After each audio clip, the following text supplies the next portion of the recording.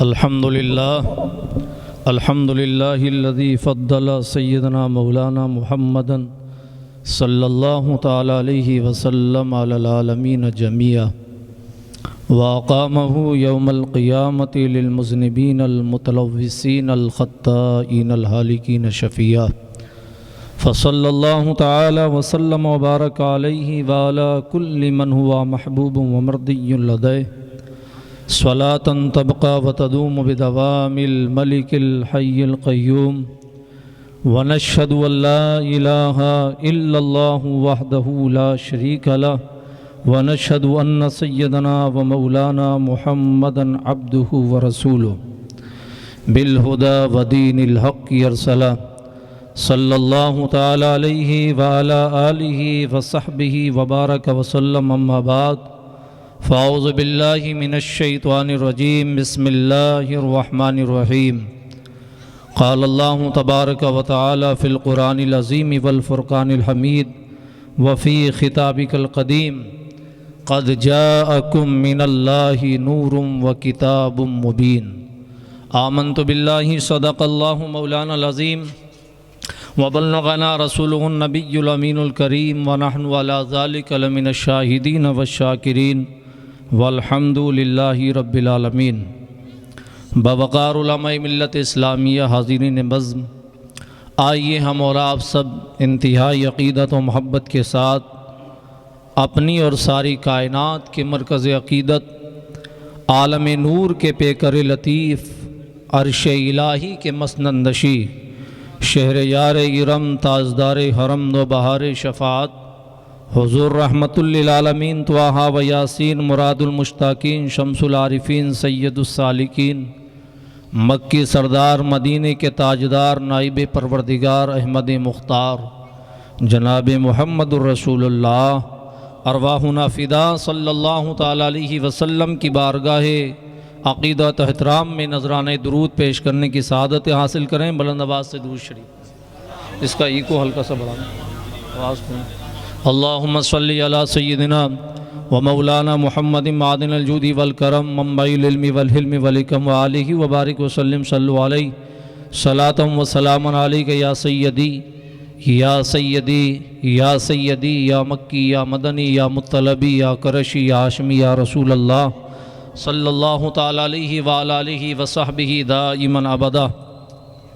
مولا صلی وسلم دائما ابدا علی حبیبک خیر الخلق کلہم محمد سید الکونین والثقلین والفریقین من عرب ومن عجم یا اکرم الخلق ما لمن الظ بہ سواک عند حلول الحادث العممی یا رب بالمصطفیٰ بلغ مقاصدنا واغفر لنا ما مدع یا واسع الکرم هو الحبیب الذی ترجى شفاعته لكل حول من الاحوال مقتحم لا يمكن الثناء كما كان حقه بعد از خدا بزرگ توی قصہ مختصر ہزار بار بشویم دہند مشک و گلاب ہنوز نامے تو گفتن کمال بے ادبیست۔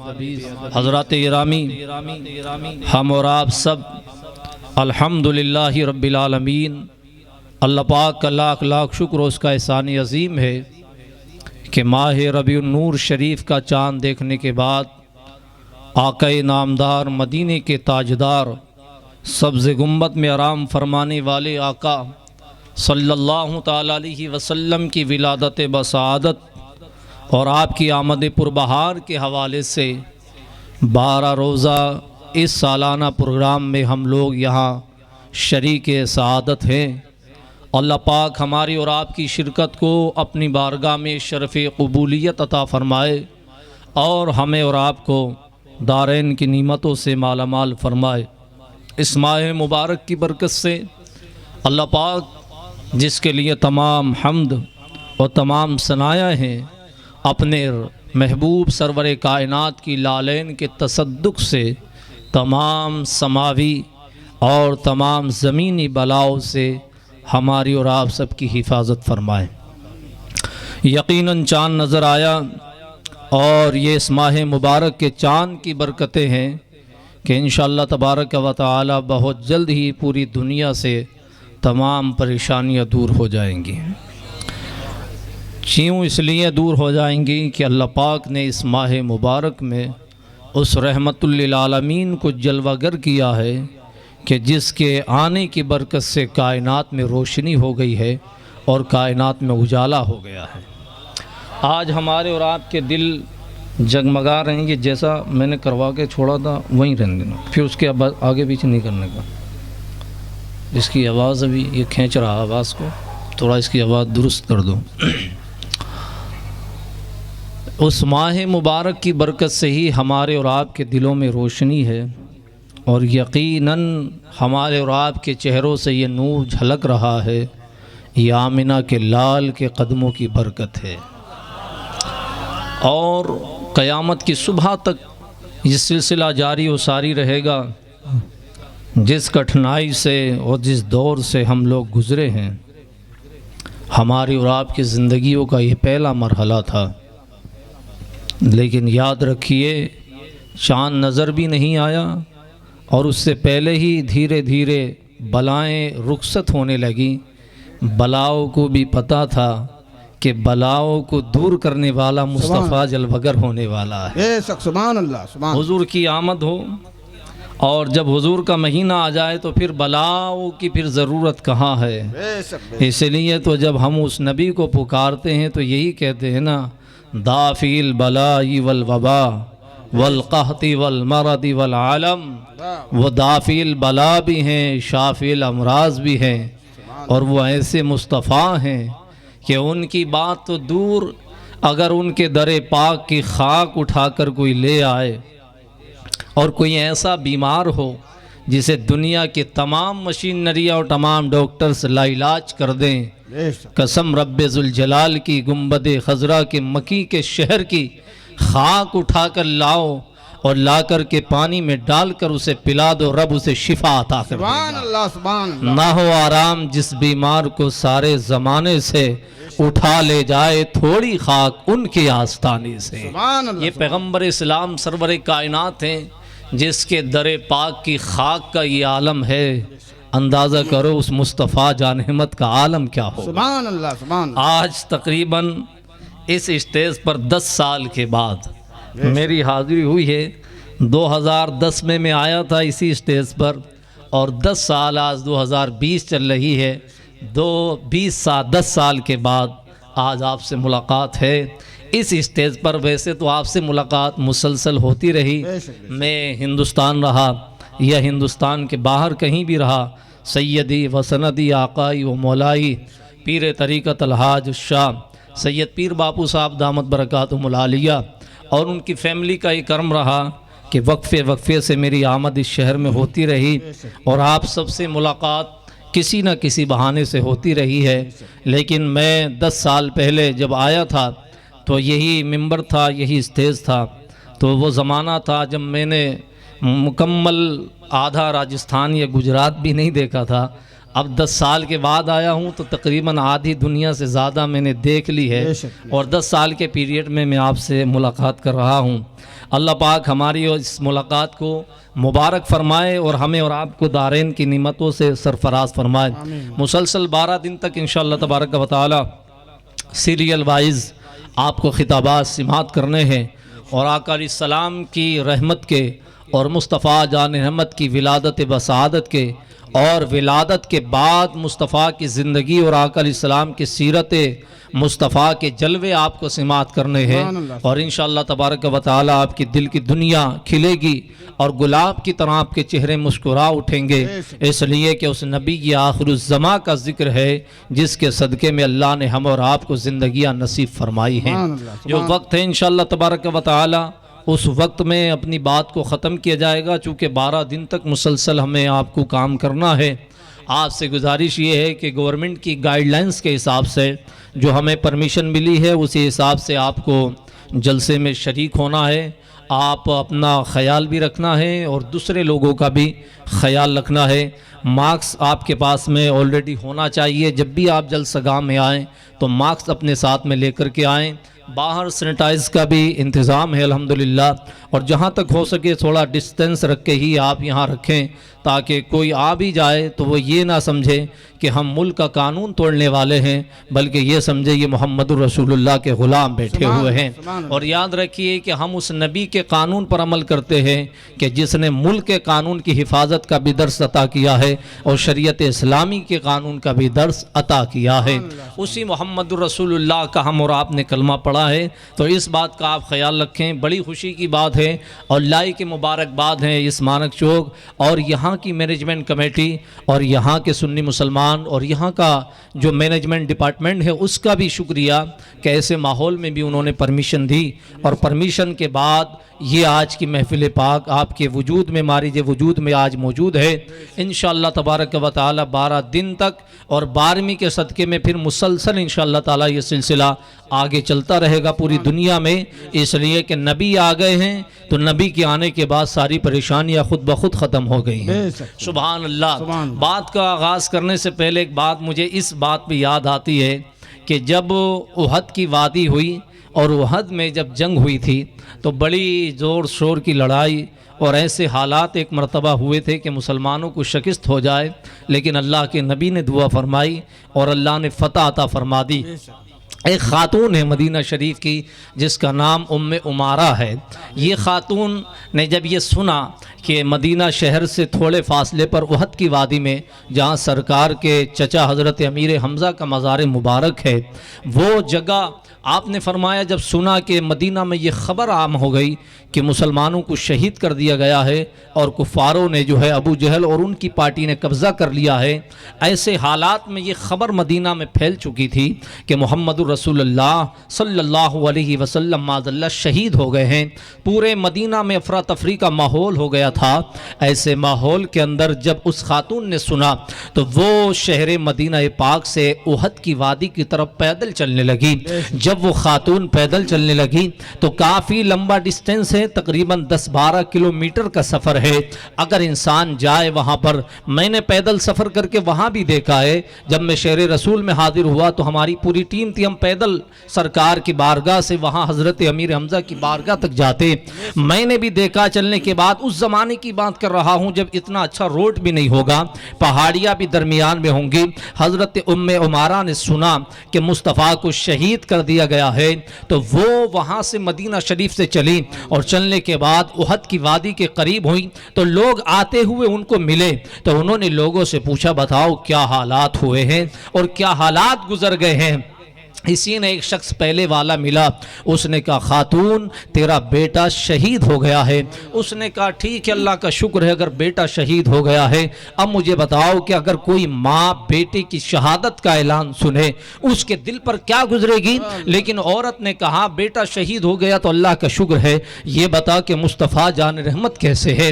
عورت نے آگے بڑھی اور آگے بڑھنے کے بعد پھر دوسرا آدمی ملا، اس خاتون نے اس سے پوچھا یہ بتا کہ محمد رسول اللہ کی طبیعت کیسی ہے؟ اس نے کہا خاتون تیرا شوہر شہید ہو گیا ہے۔ اللہ اکبر اتنا کہا، عورت نے کہا اللہ کا شکر ہے اگر شوہر شہید ہو گیا ہے۔ وہ عورت آگے بڑھی، اس نے کہا یہ بتا محمد رسول اللہ کا حال کیا ہے؟ تیسرا آدمی اس کو ملا، تیسرا آدمی ملنے کے بعد اس نے کہا کہ یہ بتاؤ حضور کی طبیعت کیسی ہے؟ اس نے کہا خاتون تیرا بھائی بھی شہید ہو گیا ہے۔ اتنا سننا تھا، اس نے کہا اللہ کا شکر ہے اگر میرا بھائی شہید ہو گیا ہے۔ اندازہ کرو مدینہ سے چلیے احد کی وادی تک اور راستے میں چلتے چلتے تینوں رشتے کا انتقال شہادت ہو چکی ہے۔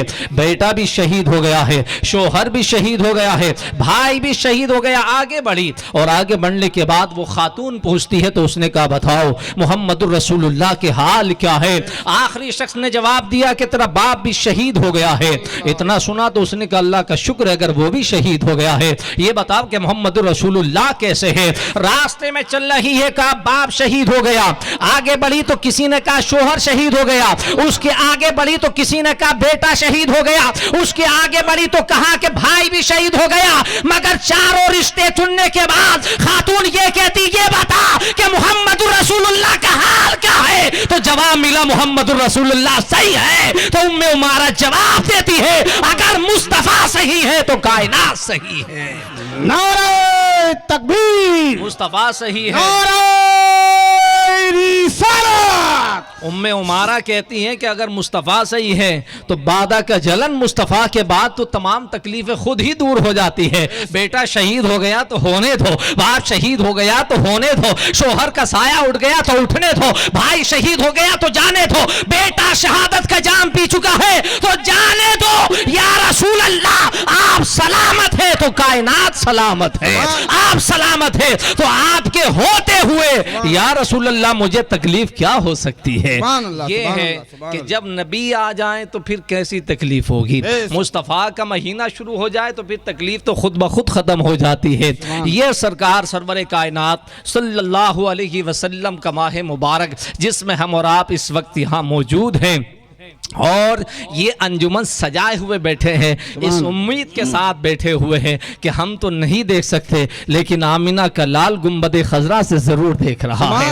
ایسے حالات میں وہ ہمیں ضرور ملاحظہ فرما رہے ہیں اور ضرور دیکھ رہے ہیں. اور ہمارا اور اہل سنت والجماعت کا 14 صدیوں کا متفق عقیدہ ہے کہ ہم کہیں بھی رہیں آمینہ کے لال کی نگاہوں سے اوجھل نہیں ہو سکتے ہیں. مصطفیٰ جانمت کہیں بھی ہو بلکہ ہمارے اور آپ کے دل میں جو خطرات گزرتے ہیں پیغمبر اسلام اس سے بھی واقف ہے. کون کس حال میں ہے مصطفیٰ اس سے واقف ہے. اور جب حالات خراب ہوں اور بندہ مصطفیٰ کو یاد کرے تو ایسا ہو ہی نہیں سکتا ہے کہ یا رسول اللہ کی صدا بلند کرے اور اس بندے کا کام نہ ہو. اعلیٰ حضرت فاضل بریلوی فرماتے ہیں فریاد امتی جو کرے حال زار میں ممکن نہیں کہ خیر و بشر کو خبر نہ ہو. یہ حضور سرور کائنات صلی اللہ تعالی علیہ وسلم ہیں جن کی 12 روزہ محفل پاک میں موجود ہیں. آج ہم نے جو آیت مقدسہ تلاوت کی ہے اس پر گفتگو کر کے اپنی بات کو ختم کرتے ہیں.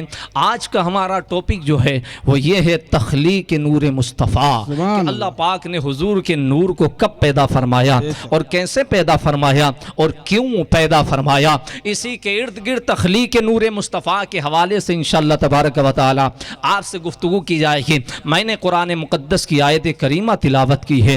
اللہ پاک اپنے محبوب سرور کائنات کے تعلق سے فرماتا ہے قد جاءکم من اللہ نور و کتاب مبین, تحقیق کے لوگوں اللہ کی جانب سے آ گیا نور اور روشن کتاب.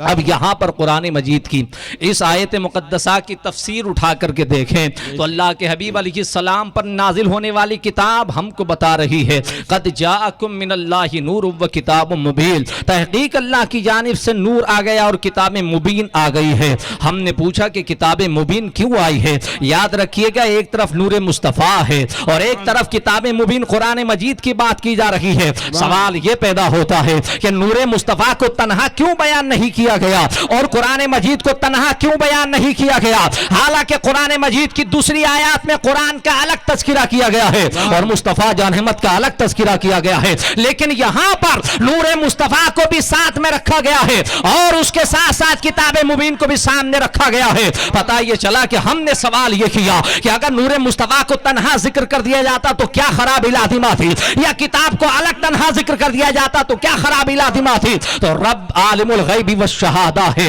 وہ جانتا ہے کچھ لوگ ایسے بھی ہوں گے جو میرے محبوب کا نور کا انکار کرنے والے ہوں گے.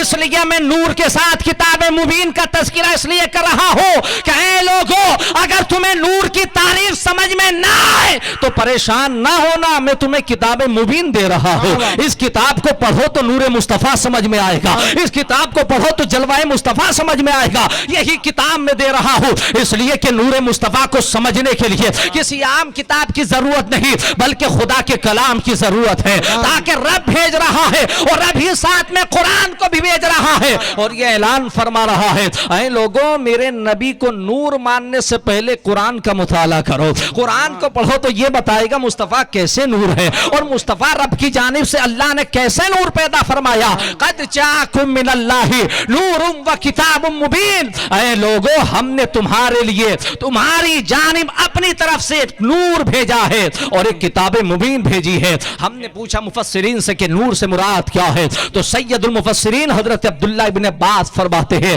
اس سے مراد اے نور مصطفیٰ, اس سے مراد محمد رسول اللہ کا نور ہے. اور کتاب سے مراد کیا ہے, فرماتے ہیں کتاب القرآن، کتاب سے مراد قرآن مجید ہے، یعنی کتاب اللہ کی کتاب جو ہمارے سامنے ہے، اور نور سے مراد نور مصطفیٰ ہے۔ ہم نے دیگر تفسیروں کو اٹھایا، آپ امام بیضاوی کو اٹھا کر کے دیکھیں، آپ علامہ سید محمد آلوسی رحمت اللہ علیہ کو اٹھا کر دیکھیں، آپ علامہ اسماعیل حقی رحمت اللہ تعالی کو اٹھا کے دیکھیں، آپ امام بغوی رحمت اللہ تعالی کو اٹھا کے دیکھیں، آپ امام نابلسی رحمت اللہ تعالی کو اٹھا کے دیکھیں۔ مفسرین کی ایک طویل جماعت ہے، امام جلال الدین سیوطی رحمت اللہ تعالی تک ہر ایک مفسر کا اس بات پر اتفاق ہے کہ نور سے مراد آمنہ کا لال ہے، اور کتاب سے مراد قرآن مقدس جیسی کتاب ہے۔ یہ مصطفیٰ احمد سرور کائنات صلی اللہ تعالی علیہ وسلم، تخلیق نور مصطفیٰ، سبحان اللہ، نور مصطفیٰ کی تخلیق کیسے ہو رہی ہے، کیسے ہو رہی ہے نور مصطفیٰ کی تخلیق، کس انداز میں ہو رہی ہے؟ اللہ پاک خود فرماتا، حدیث قدسی ہے، حدیث میں حدیث قدسی کا درجہ سب سے بڑا ہوتا ہے، یعنی آپ یوں سمجھئے گا جیسے کہ کوئی بھی روایت حدیث میں ہو اور روایت کریں صحابہ اور آقا فرمائے تو وہ حدیث ہوتی ہے، اور کوئی ایسی حدیث ہو کہ روایت کرے خود مصطفیٰ اور فرمائے رب، اسے حدیث قدسی کہا جاتا ہے۔ یعنی جیسے کہ عن ابی ہریرہ رضی اللہ تعالی قال قال رسول اللہ صلی اللہ علیہ وسلم، یہ حدیث ہے۔ عن قتادہ رضی اللہ تعالی قال قال رسول اللہ صلی اللہ علیہ وسلم، یہ حدیث کے الفاظ ہیں۔ عن ابو سعید خدری رضی اللہ تعالی قال قال رسول اللہ صلی اللہ علیہ وسلم، یہ حدیث کے الفاظ ہیں۔ یعنی روایت کریں صحابہ کبار اور فرمائے مصطفیٰ جان رحمت، اسے حدیث کہتے ہیں، اور روایت کریں خود سرکار اور فرمائے رب کائنات، اسے حدیث قدسی کہا جاتا ہے۔ حدیث قدسی کے الفاظ ہیں، اللہ کے حبیب علیہ السلام خود فرماتے کہ میرا رب ارشاد فرماتا ہے، سنو سنو تخلیق نور مصطفیٰ کیسے ہوئی ہے۔ زمانہ وہ بھی گزرا ہے کہ جب زمین و آسمان کا وجود نہیں تھا، شمس و قمر کا وجود نہیں تھا، لوح و قلم کا وجود نہیں تھا، شجر و حجر کا وجود نہیں تھا، نباتات و جمادات کا وجود نہیں تھا، جن و انسان کا وجود نہیں تھا، چونین و چنا کا وجود نہیں تھا، مکین و مکہ کا وجود نہیں تھا، زمین و آسمان کا وجود نہیں تھا، کائنات میں کسی شے کا وجود نہیں تھا، نہ ملائکہ کی جماعت کا وجود تھا، نہ نار و دوزخ کا، نہ جنت و دوزخ کا وجود تھا، نہ ملائکۃ المقربین کا وجود تھا، نہ عرش تھا، نہ کرسی تھی، نہ لوح تھا، نہ قلم تھا، کوئی شے کا وجود نہیں تھا۔ رب کائنات فرماتا ہے صرف رب ہی رب تھا، رب ہی رب تھا، اس کے علاوہ کوئی دوسری شے نہیں ہے۔ رب نے فرمایا کنتو کنزا مخفیا، میں ایک چھپا ہوا خزانہ تھا، میں نے یہ جب چاہا، ارادہ فرمایا کہ لوگ مجھے پہچانے، میری پہچان کی جائے،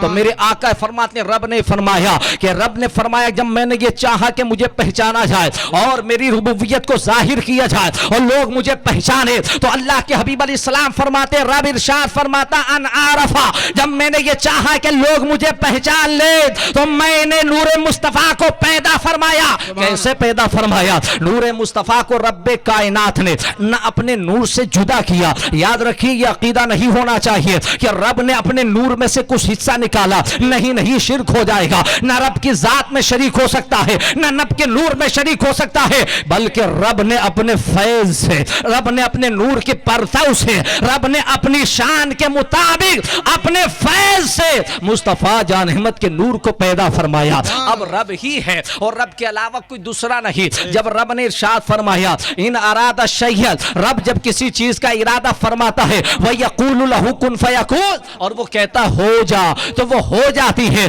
تو وہ جو چیز ہو جا یا ہو جاتی ہے، فرمایا کن فیکون۔ رب کی شان یہ ہے کہ وہ کسی چیز کے بنانے کے لیے پلان نہیں کرتا، بلکہ اس کی شان کہتا، وہ کہتا کن فیکون تو وہ ہو جاتی ہے، ہوتی رہتی ہے، ہوتی ہے اور ہونے لگتی ہے اور قیامت کی صبح تک ہوتی رہے گی۔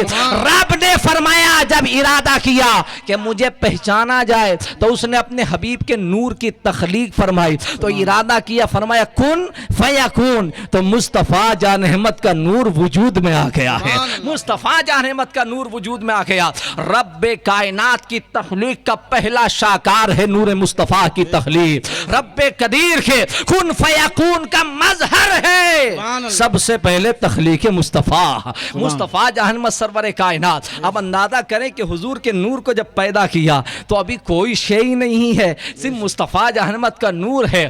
رب نے اپنے قرب خاص میں رکھا اور رکھنے کے بعد رب کائنات نے اس نور کی طرف توجہ فرمائی، رب نے اس سے محبت فرمائی۔ اللہ اکبر، وہ نور ہے جو رب کی توجہ کا مرکز بنا ہوا ہے۔ رب کائنات اپنی شان کے مطابق توجہ فرماتا ہے اور اس کے بعد وہ نور مصطفیٰ جلوہ خدا کو دیکھتا رہتا ہے۔ ادھر مصطفیٰ جہنمت کا نور ہے، ادھر رب کائنات کی ذات بابرکات ہے۔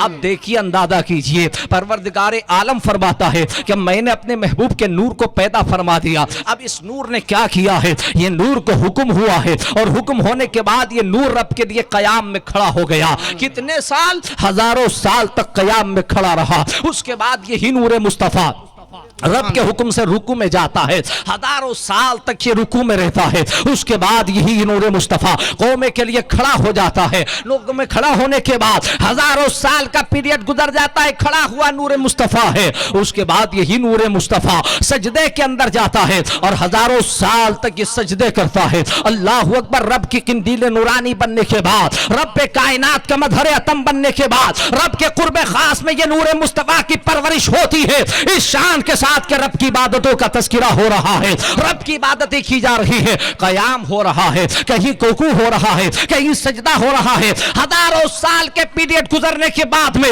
رب کائنات اس نور کی طرف توجہ فرماتا ہے اور توجہ فرمانے کے بعد فرماتا ہے وہ محمد رسول اللہ، یہ محمد ہے، تیرا نام آسمانوں پر احمد ہے اور زمین پر تیرا نام محمد ہے۔ محمد کے معنی یہ ہے کہ جس کی تعریف کبھی ختم ہی نہ ہو، جس کی تعریف پر تعریف کی جاتی رہے، اس کا نام محمد ہے۔ یہ محمد جانے رب مصطفیٰ جہنم سرور کائنات، یہی نور مصطفیٰ ہے کہ جو رب کے قرب خاص میں ہے۔ سجدے ہو رہے ہیں، قیام ہو رہا ہے، رکوع ہو رہا ہے، قوما ہو رہا ہے، جلسے ہو رہے ہیں، رب کی بارگاہ میں رب اپنے محبوب کو دیکھ رہا ہے اور وہ نور مصطفیٰ اپنے رب کے جلووں کو دیکھ رہا ہے۔ ہزاروں سال گزرنے کے بعد رب نے جب ارادہ فرمایا کہ باقی کائنات کو پیدا کیا جائے تاکہ وہ لوگ یہ سمجھ لیں کہ اس مصطفیٰ کا میری بارگاہ میں مرتبہ کیا ہے، مقام کیا ہے، رب نے اپنے لیے ظاہر کرنے کے لیے صرف نور مصطفیٰ کو پیدا کیا اور نور مصطفیٰ کے جلوے دکھانے کے لیے ساری کائنات کو پیدا کیا ہے۔ ساری کائنات کو فقط اس لیے پیدا کیا ہے کہ تاکہ وہ یہ جانے کہ مصطفیٰ کا مقام خدا کی بارگاہ میں کیا ہے۔ اس لیے حضور تاج الشریعہ فرماتے ہیں کہ آپ کی خاطر بنائے دو جہاں، آپ کی خاطر بنائے دو جہاں، اپنی خاطر کیا بنایا؟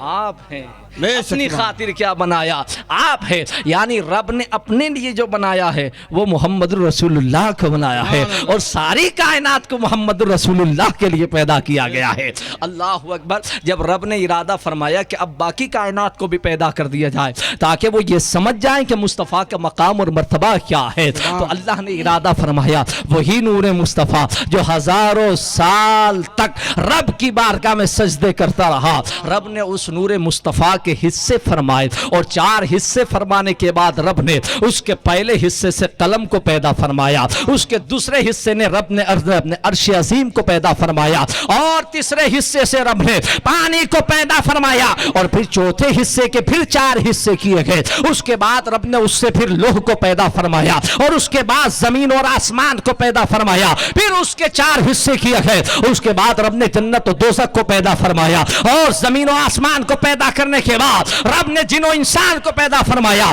پھر اس کے 4 حصے کیے گئے اور اس آخری حصے سے پھر ملائکۃ المقربین کو پیدا کیا۔ اس سے یہ پتا چلتا ہے کہ زمین بھی ہو، آسمان بھی ہو، آسمان کی مخلوق بھی ہو اور زمین اور آسمان کے درمیان جو کچھ مخلوق ہے اس سب کو اللہ نے نور مصطفیٰ کے صدقے میں پیدا فرمایا ہے۔ یہ آقا کریم سرور کائنات صلی اللہ تعالی علیہ وسلم ہے جن کے نور کو اللہ نے سب سے پہلے پیدا فرمایا۔ اب جب ساری کائنات کو پیدا کر دیا گیا ہے، زمین بھی بنا دی گئی ہے، آسمان بھی بنا دیے گئے ہیں، جنوں اور انسانوں کو بھی پیدا کر دیا گیا ہے، اس کے بعد ملائکۃ المکرمین کو جب پیدا کیا گیا تو رب نے چاہا کہ اب اس ساری کائنات میں میرے محبوب کو دکھا دیا جائے تاکہ کائنات کا ذرہ ذرہ، کائنات کا چپا چپا پہچان لے کہ اس محمد کے صدقے میں ہمیں پیدا کیا گیا ہے۔ تو رب نے چاہا کہ مصطفیٰ کے ذریعے سے مصطفیٰ کی پہچان ہو اور مصطفیٰ کی معرفت کائنات کو ہو جائے، تو پیغمبر اسلام کو سیر کرائی جاتی ہے، آسمانوں کی سیر کرائی گئی،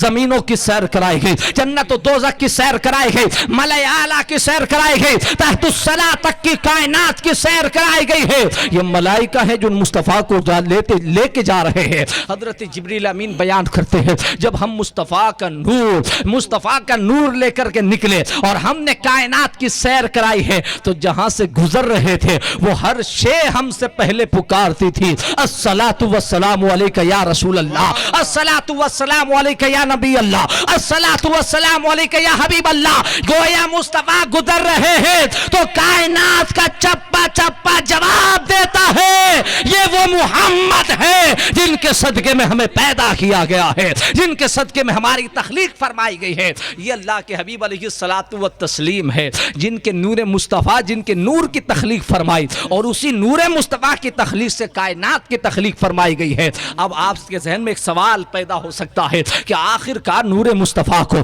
سب سے پہلے پیدا کیوں کیا گیا ہے؟ آخر کار مصطفیٰ کے نور کو کائنات سے پہلے پیدا کیوں کیا گیا؟ شمس و قمر سے پہلے پیدا کیوں کیا گیا ہے؟ شجر و حجر سے پہلے پیدا کیوں کیا گیا ہے؟ حضرت آدم سے پہلے پیدا کیوں کیا گیا؟ یاد رکھیے گا اس لیے اللہ کے حبیب علیہ السلام کے نور کو سب سے پہلے پیدا کیا گیا تاکہ جو چیز بھی بنے مصطفیٰ وہ تیری نگاہوں کے سامنے بنے، جسے بھی ہم پیدا کریں وہ تیری نگاہوں کے سامنے ہو، اس لیے کہ کائنات پر تیرا احسان ہو، کائنات کی کسی شے کا احسان تیرے اوپر نہیں ہونا چاہیے، اس لیے کہ کائنات میں جو کچھ بھی بنا ہے وہ مصطفیٰ کے صدقے میں بنا ہے۔ کائنات کی ہر شے پر احسان ہے مصطفیٰ کا، مصطفیٰ پر کسی کا احسان نہیں ہے، اس لیے کہ سرور کائنات صلی اللہ علیہ وسلم کو سب سے پہلے اللہ نے پیدا فرمایا۔ اب یاد رکھیے کیسے پیدا فرمایا، یہ ہم اپنی طرف سے تو عقیدہ نہیں رکھ لیا، نہیں، بارگاہ رسالت معاب سرور کائنات صلی اللہ علیہ وسلم ہے، اللہ کے حبیب علیہ السلام تشریف فرما ہے، صحابہ کی انجمن لگی ہوئی ہے، اللہ کے حبیب علیہ السلام کی بارگاہ میں ایک صحابی حضرت جابر بن عبداللہ رضی اللہ تعالیٰ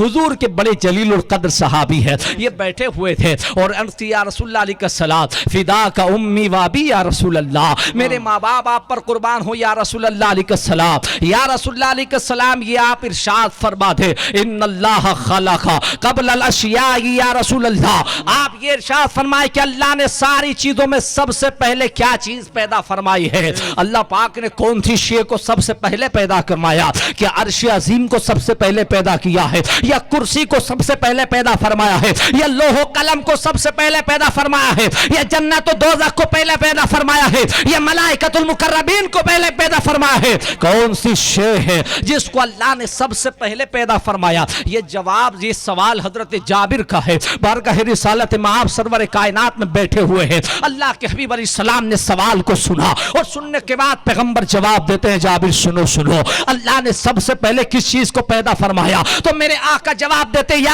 جابر ان اللہ تعالی قد خلق قبل الاشیاء من نور اللہ، اللہ نے سب سے پہلے تیرے نبی کے نور کو پیدا فرمایا ہے۔ سب سے پہلے کس چیز کو پیدا فرمایا؟ فرمایا نور نبی کا من نور ہی، اس نے اپنے نور سے تیرے محبوب کے نور کو پیدا فرمایا۔ اب یہاں سوال یہ پیدا ہوتا ہے حضور جابر تو سامنے بیٹھے ہوئے ہیں، آپ یہ کیوں فرما رہے تیرے نبی کے نور کو پیدا فرمایا؟ آپ سیدھا فرما دیتے جابر سب سے پہلے نبی کے میرے نور کو پیدا فرمایا، میرے نور کو نہیں کہے، آقا نے فرمایا جابر سب سے پہلے تیرے نبی کے نور کو تیرے رب نے پیدا فرمایا۔ اس کا جواب یہ ہے اے جابر تم سے نبی فرما رہے ہیں تیرے نبی کے نور کو پیدا فرمایا، پتہ یہ چلا کہ جابر مجھے مجھے نور وہی مانے گا جو پہلے مجھے نبی مانے گا، اور جو نبی مانے گا وہ مجھے نور بھی مانے گا، اور جو مجھے نور نہیں مانے گا وہ نبی بھی نہیں مانے گا۔ اس لیے کہ جابر کے سوال کا جواب مصطفیٰ دے رہے ہیں، اے جابر سب سے پہلے اللہ نے نبی یا نور ہی کھا تیرے محبوب کے نور کو پیدا فرمایا ہے۔ اب سب سے پہلے اللہ نے نبی کے نور کو پیدا فرمایا، اس کے بعد آقا علیہ السلام فرماتے ہیں اللہ نے جب اس نور کو پیدا فرما دیا تو پیدا فرمانے کے بعد اللہ نے جب تک چاہا، جب تک اس کی شان کے، جب تک اس نے چاہا پسند فرمایا، جب تک اس نور پاک کی سیر ہوتی رہی، اور اس کے بعد اللہ پاک نے اس وقت اس نور کو پیدا فرمایا تھا کہ جب کائنات کی کوئی شے اللہ نے پیدا نہیں فرمائی تھی، نہ لوح تھا، نہ قلم تھا، نہ کرسی تھی، نہ جنت و دوزخ کا وجود تھا۔ اے جابر اللہ نے سب سے پہلے تیرے محبوب کے نور کو پیدا فرمایا۔ دوسری حدیث میں آقا فرماتے ہیں اول ما خلق اللہ نوری وانا من نور اللہ، اللہ نے سب سے پہلے میرے نور کو پیدا فرمایا اور میرے نور سے اللہ نے کائنات کو پیدا فرمایا ہے۔ حضرت امام شیخ عبدالحق محدث دہلوی رحمت اللہ تعالی علیہ لکھتے ہیں آپ نے ارشاد فرمایا کہ 14 صدیوں سے عقیدہ یہی ہے اہل سنت والجماعت کا کہ اللہ کے حبیب علیہ السلام کا نور ہی اول تخلیق ہے، اس سے پہلے کسی شے کو اللہ نے پیدا ہی نہیں کیا ہے۔ وہ جو نہ تھے تو کچھ نہ تھا، وہ جو نہ ہو تو کچھ نہ ہو، جان ہے وہ جہان کی، جان ہے تو جہان ہے۔ نعرہ تکبیر، نعرہ رسالت، سرکار کی آمد۔ جان ہے تو جہان ہے، یہ حضور سرور کائنات صلی اللہ علیہ وسلم کا نور پاک ہے۔ اب اندازہ کریں اللہ کے حبیب علیہ السلام فرماتے ہیں کہ جب میرے نور کو پیدا کر دیا اور بقیہ چیز میرے سامنے پیدا کی گئی تو فرماتے میں نے دیکھا، رب مجھ سے فرماتا تھا محبوب یہ دیکھو ہم نے قلم کو پیدا فرمایا ہے، یہ دیکھو ہم نے لوح کو پیدا کر دیا ہے، یہ دیکھو ہم نے عرش عظیم کو پیدا کیا ہے، یہ دیکھو ہم نے کرسی کو پیدا کر دیا ہے، یہ دیکھو ہم نے آسمانوں کو بنا دیا ہے، یہ دیکھو ہم نے زمینوں کا فرش بچھا دیا ہے، یہ دیکھو ہم نے جنت کی تخلیق فرما دی ہے، یہ دیکھو ہم نے دوزخ کو پیدا کر دیا ہے، یہ دیکھو ہم نے میزان بنا دیا ہے، یہ دیکھو ہم نے صراط بنا دیا ہے۔ اے میرے حبیب آپ دیکھو ہم نے پانی کو پیدا کر دیا، ہم نے کائنات کی شے کو پیدا کر دیا ہے۔ اے میرے حبیب دیکھو یہ جبریل کی تخلیق ہو رہی ہے، یہ میکائیل کی تخلیق ہو رہی ہے، یہ اسرافیل کو پیدا کیا جا رہا ہے، یہ اسرائیل کو پیدا کیا جا رہا ہے۔ اے میرے حبیب دیکھو یہ ہم نے مٹی اٹھائی ہے تو آدم کا پتلا بنانے کے لیے، یہ دیکھو ہم نے آدم کو پیدا کیا، یہ دیکھو ہم نے حوا کو پیدا کیا، یہ دیکھو تمہارے سامنے سجدہ ہو رہا ہے۔ تو گویا ساری کائنات بن رہی ہے اور مصطفیٰ اپنی نگاہوں سے دیکھتے چلے جا رہے ہیں۔ اب بھی کوئی کہے کہ مصطفیٰ کو علم غیب نہیں ہے تو بے وقوف انسان، جب بن ہی مصطفیٰ کے سامنے رہا ہے تو اندازہ کر پھر مصطفیٰ کو خبر کیسے نہ ہوگی، اس لیے کہ کائنات کی ہر شے مصطفیٰ کی نگاہوں کے سامنے پیدا کی گئی ہے، اس لیے کائنات کی ہر شے کا علم اللہ نے اپنے حبیب کو عطا فرمایا ہے۔ یہ حضور سرور کائنات صلی اللہ علیہ وسلم آقا نے فرمایا جابر سب سے پہلے اللہ نے تیرے نبی کے نور کو پیدا فرمایا، اول ما خلق اللہ نوری، اللہ نے سب سے پہلے میرے نور کو پیدا فرمایا۔ اندازہ کریں وہ نور کو پیدا پہلے فرمایا۔ حضرت ابو ہریرہ رضی اللہ تعالیٰ سے پوچھا گیا اے ابو ہریرہ یہ بتاؤ کہ آپ کو جب نبی کریم صلی اللہ علیہ وسلم سے سوال کیا یا رسول اللہ آپ یہ بتائیں کہ آپ تو مکہ میں پیدا ہوئے، آمنہ کے گھر میں جلوہ گر ہوئے، 40 سال زندگی گزاری، اس کے بعد نبوت اور رسالت کا اعلان فرمایا، پھر ہجرت کر کے مدینہ شریف آ گئے۔ یا رسول اللہ علیہ السلام آج لوگ تو یہ سوال کرتے ہیں کہ نبی کو نبوت 40 سال کے بعد ملی ہے، اے آقا یہ بتائیں کہ آپ کب نبی تھے اور آپ کے اوپر نبوت کب واجب ہو گئی؟ ان ابی ہریرہ رضی اللہ تعالی قال قال رسول اللہ صلی اللہ علیہ وسلم متى وجبت لك النبوة یا رسول اللہ، یا رسول اللہ آپ یہ بتائیں کہ آپ کے اوپر نبوت کب واجب ہو گئی تھی؟ تو آقا علیہ السلام فرماتے ہیں کنت نبیا وآدم بین الروح والجسد، میرے آقا نے فرمایا ابو ہریرہ یہ پوچھتے ہو کہ میں کس وقت نبی تھا، میرے اوپر نبوت کب واجب ہو گئی؟ تو آقا فرماتے ہیں اے ابو ہریرہ سنو، آگے کی بات تو تم نہیں سمجھ پاؤ گے لیکن تخلیق آدم سے تو تم لوگ سمجھ سکتے ہو۔ تو آقا فرماتے کنت نبی وآدم آدم بین الروح والجسد، میں اس وقت بھی نبی تھا جب آدم مٹی، روح اور جسم کے درمیان میں تھے۔ آقا علیہ السلام نے فرمایا کنت نبیا وآدم بین الماء والطین، میں اس وقت بھی نبی تھا جب آدم علیہ السلام مٹی اور پانی کے درمیان میں تھے۔ آقا علیہ السلام نے فرمایا میں اس وقت بھی نبی تھا جب آدم کا خمیر تیار نہیں ہوا تھا، میں اس وقت بھی نبی تھا کہ جب آدم کا خمیر تیار ہو رہا تھا، میں اس وقت بھی نبی تھا کہ جب آدم کی پیشانی میں نور مصطفیٰ رکھا گیا تھا، میں اس وقت بھی نبی تھا کہ جب آدم کو ملائکہ سے سجدہ کرایا گیا تھا۔ آقا علیہ السلام فرماتے میں نے وہ سارا زمانہ دیکھا ہے، میں اس وقت بھی نبی تھا جب آدم کی تخلیق ہو رہی تھی۔ اندازہ کریں جب تخلیق سے پہلے مصطفیٰ نبی تھے تو وہ کب سے ہیں؟ وہ مصطفیٰ جانتے ہیں یا مصطفیٰ کا خدا جانتا ہے؟ وہ کب سے نبی ہیں؟ وہ مصطفیٰ جانتے ہیں یا مصطفیٰ کا رب جانتا ہے؟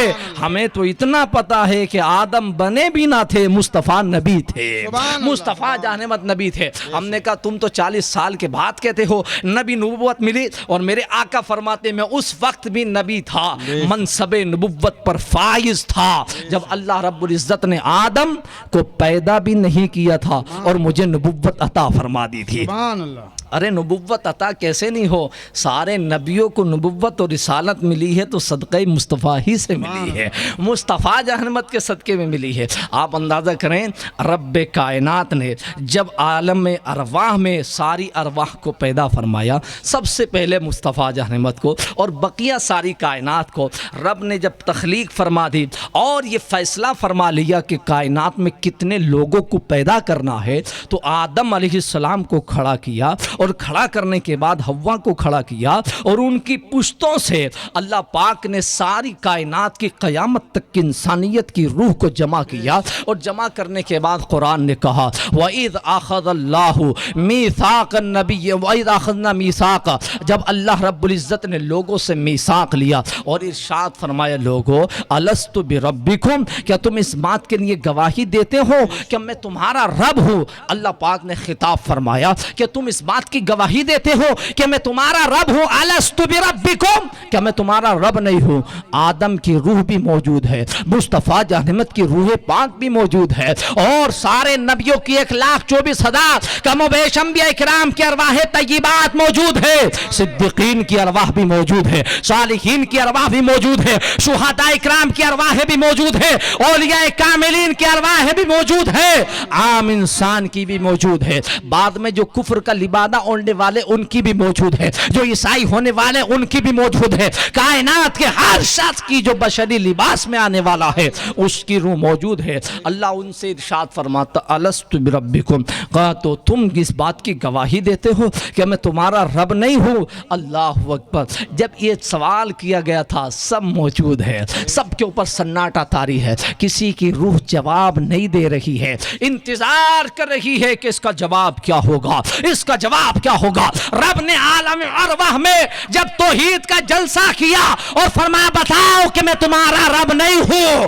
تو سب کی ارواح انتظار کر رہی ہے۔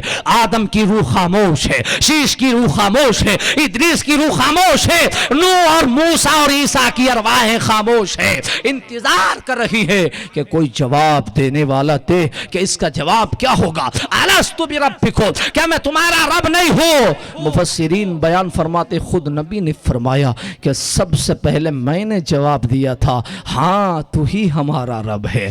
قالوا بلا شہیدنا، ہم تمہارے اوپر گواہی دیتے ہیں کہ تو ہی ہمارا رب ہے۔ جب مصطفیٰ نے کہا قالوا بلا کہ تو ہمارا رب ہے، الست بربکم کے جواب میں جب کہا تو ہمارا رب ہے تو پھر آدم نے بھی کہا تو ہمارا رب ہے، عیس نے بھی کہا تو ہمارا رب ہے، انبیاء کی ارواح نے بھی کہا تو ہمارا رب ہے۔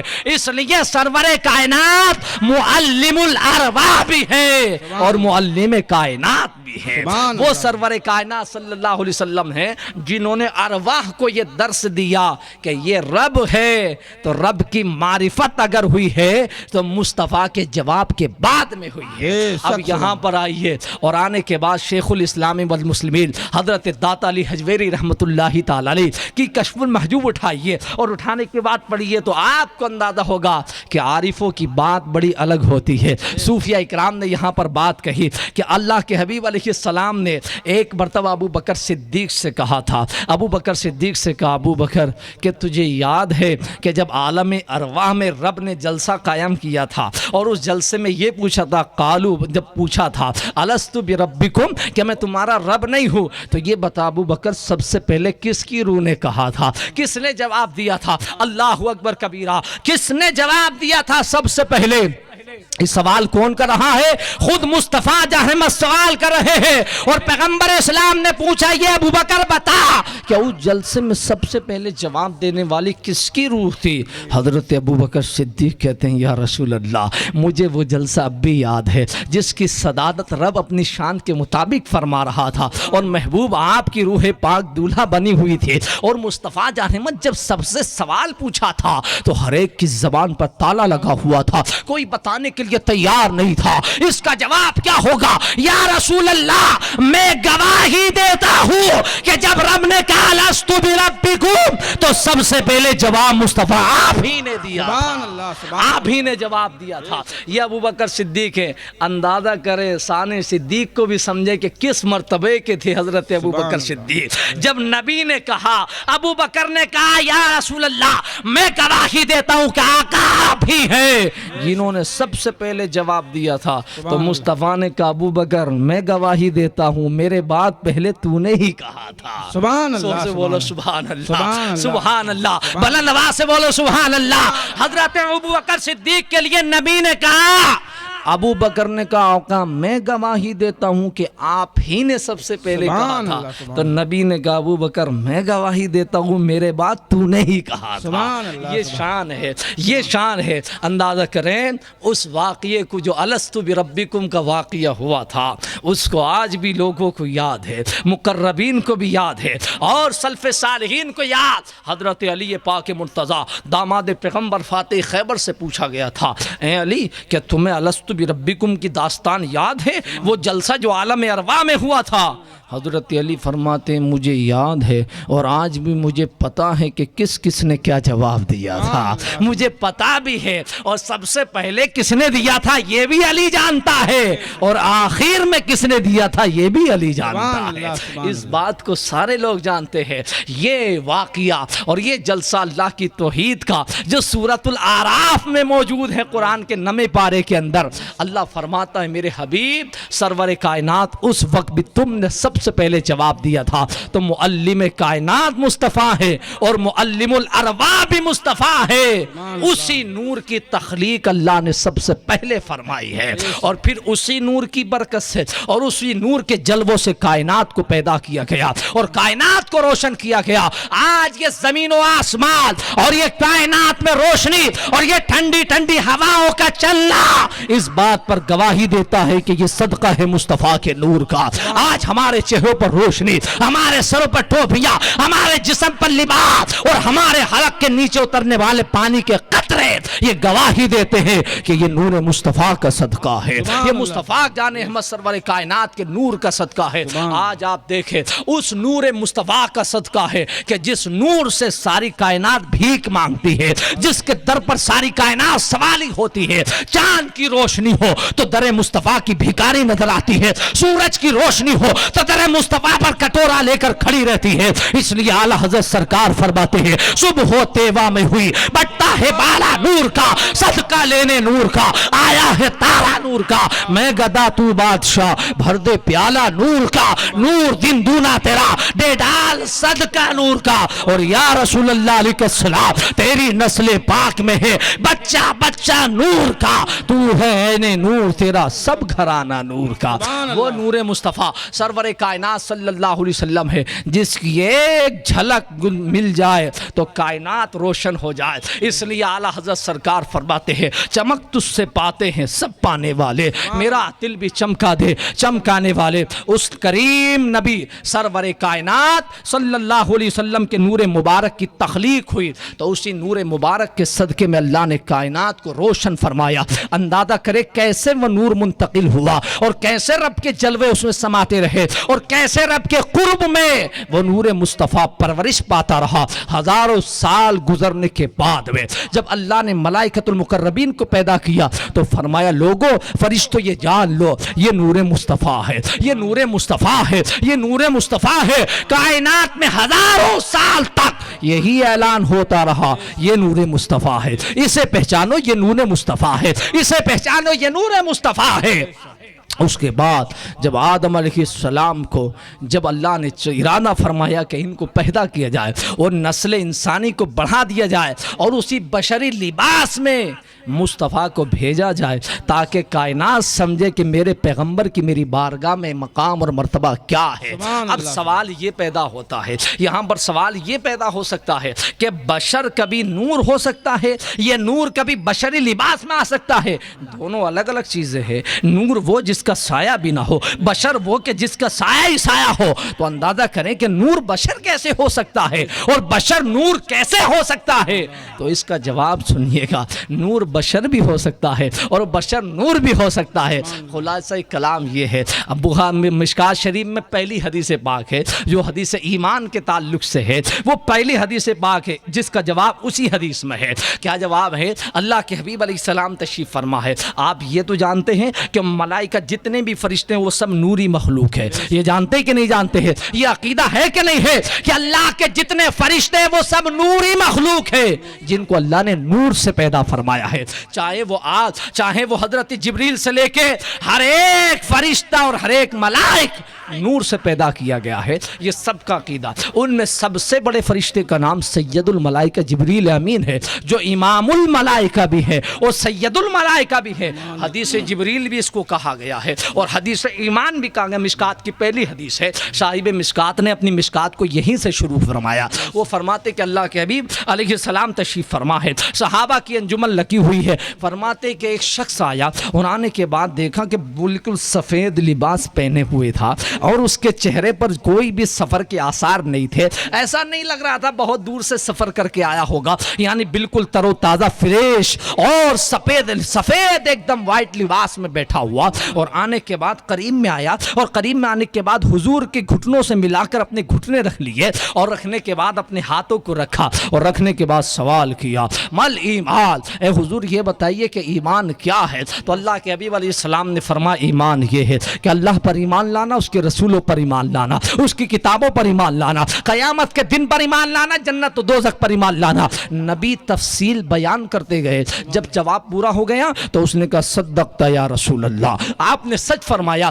حضرت عمر فرماتے مجھے بڑی حیرت ہوئی کہ یہ سوال بھی خود ہی کر رہا ہے اور جب جواب دیتے اس کی تصدیق بھی خود ہی کرتا ہے، ویریفائی بھی خود ہی کرتا ہے۔ ہاں صحیح کہا، عجیب بات ہے، جب یہ جواب جانتا ہے تو سوال پوچھ کیوں رہا ہے؟ اس کے بعد انہوں نے کہا دوسرا سوال مل ایمان، مر اسلام یا رسول اللہ، اسلام کیا ہے یا رسول اللہ؟ میرے آقا علیہ السلام نے ارشاد فرمایا اسلام یہ ہے، نماز کا پڑھنا، روزے کا رکھنا، یہ تمام ارکان اسلام اللہ کے حبیب نے بیان فرما دیے۔ جواب سنا، کہا صدقت یا رسول اللہ، میرے آقا آپ نے سچ کہا ہے۔ اس کے بعد تیسرا سوال کیا قیامت الساعہ یا رسول اللہ، آقا یہ بتائیں قیامت کب قائم ہوگی اور قیامت کیا ہے؟ حضور نے فرمایا سوال کرنے والا جتنا علم رکھتا ہے میں بھی اتنا ہی علم رکھتا ہوں، باقی اللہ اس کا اللہ بہتر جانتا ہے۔ اس نے کہا صدقت یا رسول اللہ، تینوں سوالوں کے جواب دے دیے اور جواب سننے کے بعد وہ اٹھا اور اٹھنے کے بعد جانے لگا تو اللہ کے حبیب علیہ السلام نے حضرت عمر سے فرمایا یا عمر، اے عمر یہ بتا کہ یہ جو شخص آیا تھا اسے جانتے ہو یہ کون تھا؟ عرض کی یا رسول اللہ میں نے تو اسے کبھی مدینے کی گلیوں میں دیکھا نہیں ہے، پہلی مرتبہ اسے دیکھا تھا۔ یا رسول اللہ میں نہیں جانتا ہوں، اللہ اس کا رسول بہتر جانتا ہے۔ تو میرے آقا نے فرمایا آتاکم جبریل یعلموکم دینکم، یہ جو آئے تھے یہ جبریل تھے، تمہیں دین سکھانے کے لیے آئے تھے، تمہیں دین سکھانے کے لیے آئے تھے۔ یا رسول اللہ کیسے آئے تھے؟ میرے آقا نے فرمایا اس لیے تمہارے لباس میں آئے تھے تاکہ تم سمجھو اسلام کیا ہے، ایمان کیا ہے، یہ اس کے بارے میں سوال کرے، میں اس کا جواب دوں گا۔ یعلمکم دینکم، تمہیں دین سکھانے کے لیے آئے تھے۔ تو اللہ کے حبیب علیہ السلام نے فرمایا جبریل، یہ جبریل تھے عمر، تو بتاؤ کہ ان کے ہاتھ بھی تھے، کان بھی تھے، پورا بشری لباس بھی تھا، پورا چہرہ بھی تھا۔ اب یہ بات ثابت ہے کہ ملائکہ نور سے پیدا ہے نور ہے، اور اس میں سب سے بڑا نور سید الملائکہ جبریل ہے۔ جب نور ایک بشر کی شکل میں آ سکتا ہے تو اندازہ کرے امام الانبیاء بشر کی شکل میں کیوں نہیں جلوہ گر ہو سکتے ہیں۔ اس لیے سرور کائنات صلی اللہ علیہ وسلم نور ہے۔ ارے ان کی بشریت تو بشریت ہے، نور تو نور ہے، ان کی بشریت بھی ایسی نورانی ہے کہ جس سے کائنات کے نور پھوٹتے رہتے ہیں۔ نہیں دیکھا صاحب مواہب اللدنیہ نے کیا لکھا ہے؟ آخری بات بتاتے ہیں، بات کو ختم کرتے ہیں۔ اللہ نے جب فرمایا، ارادہ کیا کہ میرے حبیب کو، اس نور مصطفیٰ کو بشری لباس میں منتقل کیا جائے اور لوگوں کے درمیان بھیجا جائے تاکہ لوگوں کی رہنمائی ہو۔ اچھا اندازہ کریں کہ جب اگر مصطفیٰ بشری لباس میں نہ ہوتے اور بندوں ہی کی ہدایت کے لیے اللہ نے بھیجا ہے، اور جب بندوں کی ہدایت کے لیے بھیجا، خود مصطفیٰ صرف نور ہی نور ہو اور بشر کا لباس نہ ہو، تو پھر بتائیے کہ بندے مصطفیٰ سے فیض حاصل کیسے کریں گے؟ مصطفیٰ سے لیں گے کیسے؟ تو مصطفیٰ نور بھی ہے، مصطفیٰ بشر بھی ہے۔ کیسے ہے؟ نور ہے رب سے لینے کے لیے اور بشر ہیں بندوں کو دینے کے لیے۔ نور ہے رب سے لینے کے، نور نہیں ہوں گے تو رب نور علی نور ہے، لیں گے کیسے؟ اور بشر نہیں ہوں گے تو بشر امت بھی ہے تو دیں گے کیسے؟ دینے کے لیے بشر ہیں، رب سے لینے کے لیے نور علی نور ہے۔ اس لیے یہ مصطفیٰ جہنم صلی اللہ علیہ وسلم ہے۔ خود حضور نے فرمایا کہ اللہ رب العزت نے جب ارادہ فرمایا کہ میرے نور کو بشری جامہ پہنا دیا جائے اور اس میں منتقل کر دیا جائے، تو اللہ نے جبریل سے فرمایا، جبریل جاؤ زمین سے وہ مٹی لے کر کے آؤ جو مٹی کائنات میں سب سے افضل اور اعلیٰ ہو، جو مٹی کا ٹکڑا سب سے افضل و اعلیٰ ہو۔ صاحب مواہب الدنیا نے لکھا ہے کہ جب حضور اکرم سرور کائنات کی تخلیق فرمائی گئی، اور یہ حدیث ہے کہ جہاں انسان کا انتقال ہو اور انتقال کے بعد جب اس کی قبر جہاں بنتی ہے تو وہ قبر کی مٹی جس میں اسے لٹایا جاتا ہے، اسی مٹی سے اس کی تخلیق کی جاتی ہے، اسی مٹی سے اس کی تخلیق ہوتی ہے جہاں اسے لٹایا گیا۔ کوئی شخص پیدا یہاں ہوا، مرا مدینہ شریف میں، جنت البقیع میں، ریاض الجنت البقیع کے اندر اس کا قبرستان میں مدفن ہوا، تو یہ ثابت ہے قرآن کی آیت مقدسہ سے کہ اس کا خمیر اسی مٹی سے تیار ہوا تھا۔ کیسے ثابت ہے؟ سورہ طٰہٰ کی آیت کریمہ نہیں ہے کہ جب ہم مٹی دیتے ہیں تو یہ دعا بھی پڑھتے ہیں؟ وہ مٹی والی دعا کیا ہے؟ منہا خلقناکم وفیہا نعیدکم ومنہا نخرجکم تارۃ اخری۔ اس کا معنی کیا ہے؟ اس کا معنی یہ منہا خلقناکم، ہم نے تمہیں اسی مٹی سے پیدا کیا۔ ہم ڈالتے نا مٹی ڈالتے وہ کہتے منہا خلقناکم، معنی یہ منہا خلقناکم کا مطلب کہ ہم نے اسی سے پیدا کیا ہے، وفیہا نعیدکم، اور آج اسی میں ملا دیا ہے، یعنی جس سے پیدا کیا تھا اسی میں ملا دیا۔ وَمِنْهَا نُخْرِجُكُمْ تَارَةً أُخْرَىٰ، اور قیامت کے دن اسی مٹی سے دوبارہ زندہ کر دیں گے، اسی مٹی سے۔ اب قرآن کی اس آیت مقدسہ سے یہ عقیدہ ہے کہ جہاں بندے کا مدفن ہوتا ہے اسی زمین کے ٹکڑے سے اس کا خمیر تیار ہوتا ہے۔ اب آقا علیہ السلام کا مدفن اور حضور اکرم صلی اللہ علیہ وسلم کی تربت انور مدینہ المنورہ میں ہے، گنبد خضرا ہے، تو اب وہ مٹی کا ٹکڑا جو کائنات میں سب سے افضل و اعلیٰ ہو، تو اللہ نے فرمایا میرے حبیب جبریل مصطفیٰ جان احمد کے لیے مٹی اٹھا کر کے لاؤ۔ تو مٹی اٹھا کر لائی گئی، تو تخلیق میں چونکہ مٹی سب سے اول ہو اس لیے اول کی تخلیق ہے، کائنات کی اول تخلیق کی مٹی میں اول تخلیق ہے، تو اس مٹی کو جب اٹھانے کے لیے بھیجا تو کائنات کی اصل مٹی کی اصل اور اول تو کعبۃ اللہ کا جو گرد ہے جہاں خانہ کعبہ بنا ہوا جس کو ام القریٰ کہا جاتا ہے، کہاں خانہ کعبہ کی وہ زمین جہاں پر کعبے کی باؤنڈری ہوئی ہے وہ سب سے پہلی اور اول ہے، تو اٹھایا تو وہاں سے جانا چاہیے تھا، تو مصطفیٰ کا مزار وہاں ہونا چاہیے تھا، مدینہ المنورہ میں کیوں ہے؟